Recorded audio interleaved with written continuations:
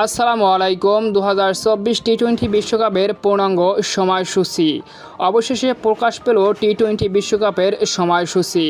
2024 টি-20 বিশ্বকাপে বাংলাদেশের ম্যাচগুলো কবে কখন কাদের বিপক্ষে মুখোমুখি হবে, সাথে বাংলাদেশের ম্যাচগুলো কোন ভেন্যুতে অনুষ্ঠিত হবে, অর্থাৎ টি-20 বিশ্বকাপে বাংলাদেশের পূর্ণাঙ্গ সময়সূচি থাকছে আজকের এই ভিডিওতে।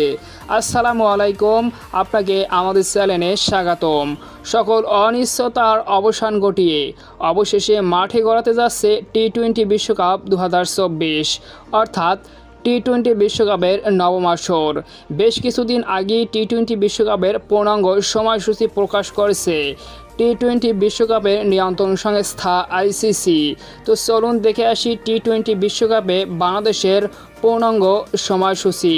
তো সম্মানিত ভিউয়ার্স বন্ধুরা, ভিডিওটিতে একটি লাইক দিয়ে চ্যানেলটিকে সাবস্ক্রাইব করে কন্টিনিউ করুন। প্রথমবারের মতো 20 দল নিয়ে শুরু হতে যাচ্ছে টি-20 বিশ্বকাপের নবম আসর।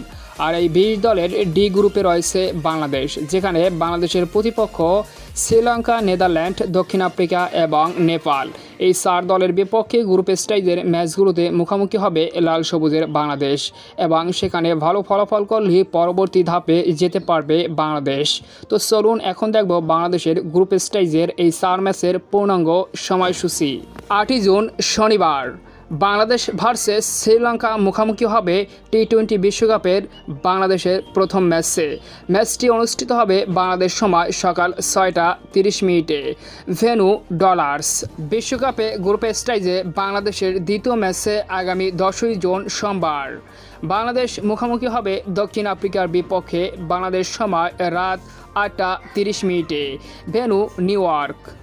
বিশ্বকাপে গ্রুপ স্টেজে বাংলাদেশের তৃতীয় ম্যাচে আগামী 13ই জুন বৃহস্পতিবার মুখোমুখি হবে বাংলাদেশ নেদারল্যান্ডসের বিপক্ষে বাংলাদেশ সময় রাত 8টা 30 ভেন্যু সেন্ট ভিনসেন্ট।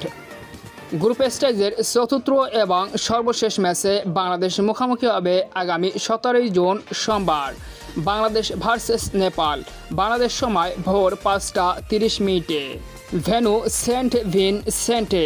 তো সম্মানিত ভিউয়ার্স বন্ধুরা, আর এই ম্যাচের মধ্য দিয়ে বাংলাদেশ গ্রুপ স্টেজ শেষ করবে।